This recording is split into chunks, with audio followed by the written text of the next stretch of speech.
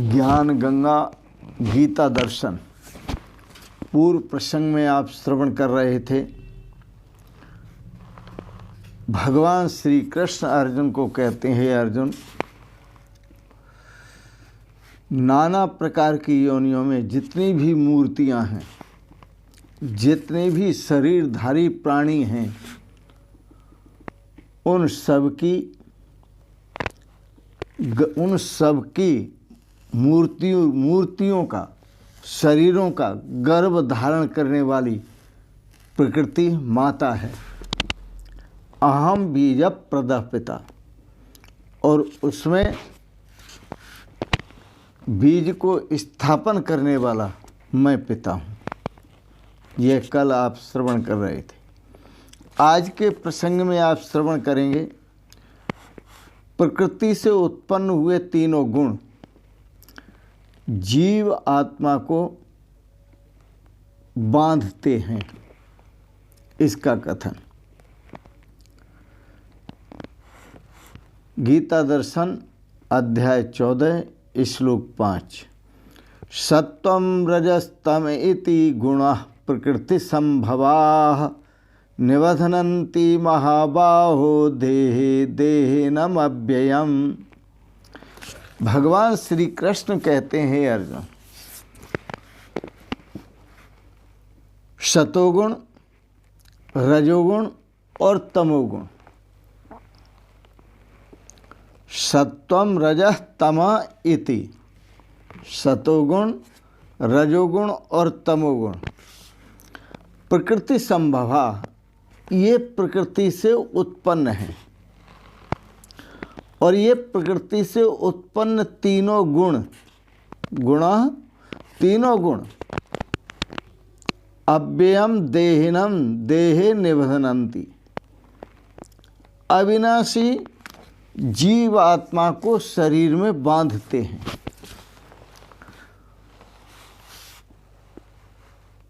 किसी का जीवन सतोगुण प्रधान होता है, वह सतोगुण से बंधा हुआ है। किसी का जीवन रजोगुण प्रधान होता है, वह रजोगुण से बंधा हुआ है।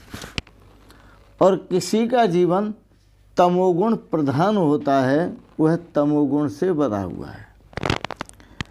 भगवान श्री कृष्ण कहते हैं, बांधने वाले ये तीनों गुण हैं। जो जिससे आकर्षित हो जाता है, कोई सतोगुण से आकर्षित होता है, कोई रजोगुण से आकर्षित होता है, कोई तमोगुण से आकर्षित होता है, पर तीनों ही बंधन के कारण हैं। तीनों ही गुण अविनाशी जीव आत्मा को शरीर में बांधते हैं। यह भगवान का कथन है।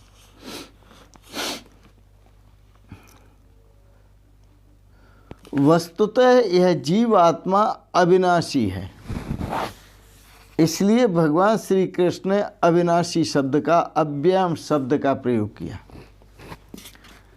अविनाशी जीव आत्मा को शरीर में बांधते हैं। अब ये अविनाशी जीव आत्मा को शरीर में बांधते हैं, यह भ्रम कहो, भूल कहो, वस्तुतः जो अविनाशी आत्मा है वो कभी बंधन में आता नहीं है। लेकिन गुणों के बंधन में, गुणों को स्वीकार करके, सतोगुण है, रजोगुण है, तमोगुण को स्वीकार करके खुद बंधन में महसूस करता है कि मैं बंधन में हूँ। वस्तुतः यह अविनाशी आत्मा कभी बंधन में नहीं आता। हम ये विचार करें कि विशाल जो है पृथ्वी है, उससे विशाल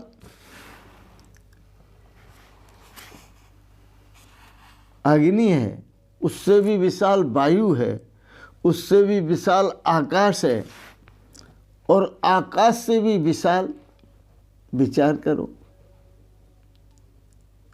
ये परमात्मा है। सबसे जो विशाल है परमात्मा है। तो इन पंचभूतों में कहाँ है ताकत परमात्मा को बांधने की। ये जो गुण हैं ये तो प्रकृति से उत्पन्न हैं, इन गुणों में कहाँ ताकत है परमात्मा को बांधने की। तो मैं अविनाशी परमात्मा अजन्मा हूँ और सदा मुक्त हूँ, मैं कभी बंधन में आया ही नहीं। बंधो मुक्ति इति व्याख्या गुणितो में न वस्तुतः। यह बंधन और मुक्ति की जो व्याख्या महापुरुष करते हैं यह गुणात्मक है। वस्तुतः बंधो मोक्ष इति व्याख्या गुणितो में न वस्तुतः। ये बंधन और मुक्ति ये गुणात्मक हैं। वस्तुतः न मैं बंध न मोक्ष, न मेरा कोई बंधन है न मेरी कोई मुक्ति है।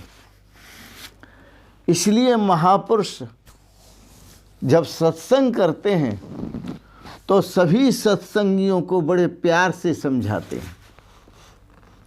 कैसे समझाते हैं? एक पद भजन लेते हैं, उसके साथ ही आपको बताते हैं। सच्चिदानंद तू नित्य निर्द्वंद तू जीवमाना, बन गया देह में ही दीवाना। अरे भाई, तू तो सतचित आनंद स्वरूप है और नित्य निर्द्वंद स्वरूप है, सदा ही द्वंद्व रहित है। न तेरा बंधन है न तेरी मुक्ति है। सच्चिदानंद तू नित्य निर्द्वंद तू जीवमाना। अरे अपने आप को जीव मान लिया है। बन गया देह में ही दीवाना। और ये 3.5 हाथ का पुतला जो प्रकृति का स्वरूप है, यह 3.5 हाथ का पुतला यही अपने को मान लिया है। बन गया देह में ही दीवाना। ये मैं देह हूँ। दर्पण देखते हैं, अरे भाई बार बार क्या दर्पण देखते हो? जो आप दर्पण में चेहरा देखते हो वह आपका चेहरा नहीं है, वो इस 3.5 हाथ के पुतले का चेहरा है, इस शरीर का चेहरा है। तुम्हें अपना चेहरा देखने के लिए ज्ञान रूपी दर्पण की आवश्यकता है। सच्चिदानंद तू नित्य निर्द्वंद तू जीवमाना, बन गया देह में ही दीवाना। अपने अज्ञान से तू भ्रमाया, शेर हो करके भैं भैं मचाया। अपने अज्ञान, अपना ज्ञान माने अपने आप को पहचाना नहीं, जाना नहीं, इसलिए तू भ्रमित हो गया है। अपने अज्ञान से तू भ्रमाया, शेर हो करके भैं भैं मचाया। है तो शेर पर भेड़ की तरह भैं भैं कर रहा है। इसका मतलब हो तो अविनाशी आत्मा पर मरने से डरते हो, कभी रोते हो कभी हंसते हो। अपने अविनाशित्व को देखो, अपने अविनाशी अजर अमर स्वरूप को देखो। अपने अज्ञान से तू भ्रमाया, शेर हो करके भैं भैं मचाया। मेरा घर बार है, मेरा परिवार है, ये खजाना सीप की चांदी में ही लुभाना। मेरा घर बार है, मेरा परिवार है, ये खजाना सीप की चांदी में ही लुभाना। सच्चिदानंद तू नित्य निर्द्वंद तू जीवमाना, बन गया देह में ही दीवाना। जैसे कोई अज्ञानी पुरुष सीप को चांदी मान लेता है, ये सीप जो है चांदी है, सीप को चांदी मान लेता है, इसी प्रकार से आपने शरीर को मैं माना हुआ है। सीप कभी तीनों काल में चांदी नहीं होती, इसी तरह यह शरीर कभी तीनों काल में मैं नहीं हो सकता, क्योंकि मैं अविनाशी आत्मा हूँ। मैं अजर अमर अव्यक्त अविनाशी आत्मा हूँ, सतचित आनंद स्वरूप आत्मा हूँ, अस्ति भाति प्रिय स्वरूप आत्मा हूँ।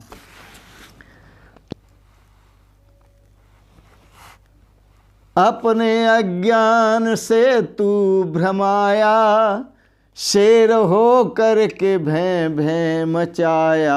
है तो शेर पर भेड़ बन गया है तो अविनाशी आत्मा पर मरने वाला शरीर बन गया कि ये मैं हूँ।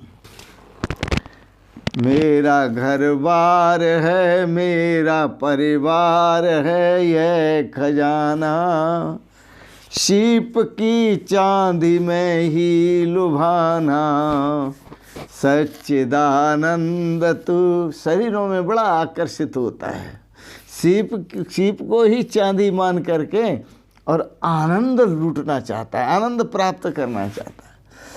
परंतु सीप में कभी चांदी नहीं होती, शरीरों में कभी आनंद नहीं होता। शरीर तो दुख रूप है, जन्म दुख। जब जन्म हुआ तो दुख हुआ, थोड़े बड़े हुए तो दुख हुआ, वृद्धावस्था आ गई तो दुख हुआ, मर रहे हैं तो दुख हो रहा है। इसे शरीर का साथ नहीं करना, शरीरी का साथ करना, आत्मा का साथ करना। और जो अविनाशी आत्मा है उसको अपना स्वरूप समझो।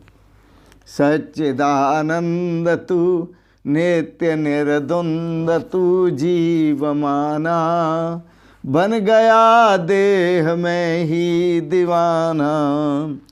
हो के अविनाशी जन्मा मरा है तो अविनाशी पर जन्मता मरता शरीर है, और अपने को समझ लेता है कि मैं जन्मता हूँ मैं मरता हूँ, यह अज्ञान है।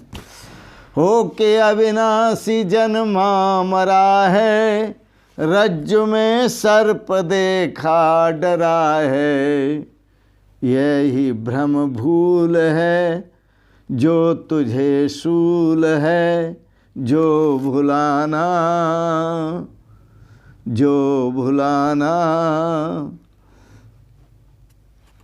बन गया देह में ही दीवाना। हो के अविनाशी जन्मा मरा है, शरीर के साथ आत्म साथ हो गया, शरीर के साथ एकता कर ली। शरीर जन्मता है तो समझता है मैं जन्मा हूँ, शरीर मरता है तो समझता है मैं मरा हूँ, शरीर दुखी होता है तो समझता है मैं दुखी हो रहा हूँ, शरीर सुखी होता है तो समझता है कि मैं सुखी हो रहा हूँ। तेरे में ये दुखी सुखी होने के विकार नहीं है, स्वस्थ और अस्वस्थता के विकार नहीं है तुझ में। हो के अविनाशी तो अविनाशी है। संत महापुरुषों ने कहा जन्म मरण है देह का। जन्म और मरण किसका होता है? शरीर का। जन्म मरण है देह का, सुख दुख मन के जान। और सुख और दुख होता है वो मन को होता है। भूख प्यास गुण प्राण की, और भूख और प्यास जो लगती है वो प्राणों को लगती है। न तुम्हारा जन्म होता है न तुम्हारा मरण होता है, न तुम सुखी होते हो न दुखी होते हो, न तुम्हें भूख लगती है न प्यास लगती है। सांख्य शास्त्र निर्माण ये 6 बातें सांख्य शास्त्र में बहुत अच्छी तरह से स्पष्ट की हैं। हो के अविनाशी जन्मा मरा है, रज्जु में सर्प देखा डरा है, यह भ्रम भूल है जो तुझे सूल है जो भुलाना। अपने स्वरूप को भुलाया है, यही सूल बन गया है, यही दुख बन गया है। यही भ्रम भूल है, भ्रम के कारण, भूल के कारण, यही भ्रम भूल है जो तुझे सूल है जो भुलाना।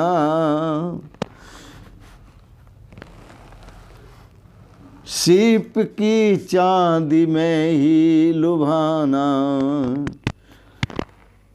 झूठे सपने को है सत्य माना। झूठा सपना देखा, रात्रि में व्यक्ति झूठा सपना देखते हैं, और झूठे सपने में क्या होता है, सब झूठ होता है, लेकिन उसे सत्य मानकर कांप रहे हैं, डर रहे हैं। शेर आ गया, और सपने में शेर आ गया तो शेर से डर रहे हैं, अब तो ये खा जाएगा। जागृत में मौत आती है, सबको मरते हुए देखते हैं, हम भी मरेंगे ऐसा समझते हैं, लेकिन ये अज्ञान है। सच्चिदानंद तू नित्य निर्द्वंद तू। शरीर के मरने से तुम थोड़ी मरते हो, शरीर के दुखी होने से तुम दुखी नहीं होते, शरीर के मरने से तुम मरते नहीं, शरीर के सुखी होने से सुखी नहीं होते। तुम्हारा शरीर से संबंध क्या है? कोई भी संबंध नहीं।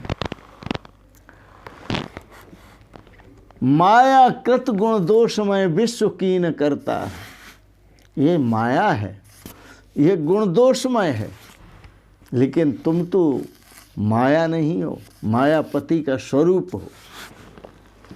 तो झूठे सपने को है सत्य माना, तुम झूठे सपनों को सत्य मान लेती हो, इसलिए दुखी होते हो। तेरी माया ही तुझको रिझाती। अब ये जो कुछ माया है वो किसी और की नहीं, वो तेरी ही है। तेरी माया ही तुझको रिझाती, खेल रच रच के नाना दिखाती। खेल रच रच के तुझको दिखाती, खेल में खेलता नित्य दुख झेलता। खेल में खेलता नित्य दुख झेलता, ना अघाना। चाहे मरुस्थल के जल में नहाना, चाहे मरुस्थल के जल में नहाना। शरीरों में सुख देखना, ये मरुस्थल का जल देखना है। जैसे मरुभूमि, जो रेगिस्तान की रेत, जो रेत है, रेत की भूमि है, जहाँ बहुत रेत होता है, टीले तक होते हैं, पहाड़ से बन जाते हैं रेतों में। वहाँ दूर से देखो तो वह धूप से संतप्त होकर झिलमिलाता है, तो दूर से लगता है कि ये पानी है, पानी की लहरें उठ रही हैं। तेरी माया ही तुझको रिझाती, और उस मृग की तरह दौड़ लगाता है। और मृग दौड़ लगाता है वहाँ रेगिस्तान में, जहाँ रेत अग्नि उगलता है, वो समझता है यहाँ जल है, अपनी प्यास बुझाऊंगा पी करके। अज्ञानी पुरुष इन शरीरों में भटकता है, सोचता है इस शरीर में बहुत सुख मिलेगा, हाँ बहुत सुख मिलेगा, लेकिन शरीरों में सुख नहीं है। शरीरी में सुख है, शरीरी सुख स्वरूप है, क्षेत्रज्ञ सुख स्वरूप है, क्षेत्र सुख स्वरूप नहीं है। क्षेत्रज्ञ सुख स्वरूप है, शरीर सुख स्वरूप नहीं है। शरीरी आत्मा सुख स्वरूप है। तेरी माया ही तुझको रिझाती, खेल रच रच के तुझको दिखाती। खेल में खेलता दुख नित झेलता, खेल में खेलता दुख नित झेलता। खेल, तू खेल खेल रहा है इस माया के साथ, हाँ? खेल में खेलता फिर दुख नित झेलता, अनेकों कष्ट उठा रहा है, अनेकों दुख झेल रहा है। खेल में खेलता दुख नित झेलता ना अघाना। इन दुखों को झेलते झेलते अभी तेरी तबीयत भरी नहीं, तू तृप्त नहीं हुआ। पर याद रखना, इन भोगों से कोई तृप्त हुआ भी नहीं है आज तक। और तुम समझते हो इन भोगों को हम भोग रहे हैं, इन खेलों को हम खेल रहे हैं, लेकिन वस्तुतः ये भोग तुम्हें भोग रहे हैं, तुम भोगों को नहीं भोग रहे। खेल में खेलता दुख नित झेलता ना अघाना। चाहे मरुस्थल के जल में नहाना। मरुस्थल की बात कर रहे थे, रेगिस्तानी, रेत के टीले, रेत बहुत सारा होता है, वहाँ जल नहीं होता। दूर से रेत अग्नि जब उगलता है दोपहर के समय में, गर्मी के समय में, तो दूर से लगता है कि जल की लहरें उठ रही हैं, तो उसमें स्नान करने के लिए दौड़ रहा है। ऐसे ही अज्ञानी पुरुष संसार के विषयों में सुख समझ करके उधर दौड़ता है, उसे दुख हाथ लगता है। चाहे मरुस्थल के जल में नहाना, सच्चिदानंद तू नित्य निर्द्वंद तू जीव माना। बन गया देह में ही दीवाना। देह मानव की हीरा सिपाही। आपको सुंदर देह मिली है, हीरा। जितने भी पत्थर होते हैं उन सभी पत्थरों में हीरा श्रेष्ठ होता है। देह मानुष की हीरा सिपाही। तो 84 लाख योनियों में यह जो मानव योनि है, मनुष्य योनि है, सर्वश्रेष्ठ योनि। इसलिए तो कहा बड़े भाग्य मानुष तन पावा। देह मानव की हीरा सिपाही। कर ले विज्ञान कुछ तो कमाई। विज्ञान यहाँ कवि का नाम है, संत का नाम है। कवि कहते हैं कि कुछ तो कमाई करो। इस मनुष्य हीरा जैसी देह पा करके अपने स्वरूप को प्राप्त करो। देह मानव की हीरा सिपाही। कर ले विज्ञान कुछ तो कमाई। शुद्ध दर्पण धरा रूप लख आपना। शुद्ध दर्पण धरा रूप लख आपना। जो पुराना जो चाहे तू पूर्ण आनंद पाना। शुद्ध दर्पण धरा रूप लख आपना। एक ज्ञान रूपी दर्पण शुद्ध परम पवित्र है, इसमें अपने स्वरूप को देखो ज्ञान रूपी दर्पण से। इसलिए भगवान श्री कृष्ण का ज्ञाना नाम ज्ञानमुत्तमम। मैं ज्ञानों में, सभी ज्ञानों में उत्तम ज्ञान का उपदेश करूँगा। शुद्ध दर्पण धरा, शुद्ध दर्पण बना। अपने जीवन को ही शुद्ध दर्पण बना लो। रूप लख आपना। और इस जीवन में ही अपने स्वरूप का दर्शन करो, जो अपना अविनाशी स्वरूप है, अजर अमर स्वरूप है, अजन्मा स्वरूप है। उस स्वरूप का दर्शन करो। शुद्ध दर्पण बना रूप लख आपना। जो पुराना, जो पुराना माने जो सनातन स्वरूप है, जो पुराना, जो सनातन स्वरूप है, अपना चेतन स्वरूप, आनंद स्वरूप, सत स्वरूप। तो जो सतचित आनंद स्वरूप है अपना, उस स्वरूप को देखो।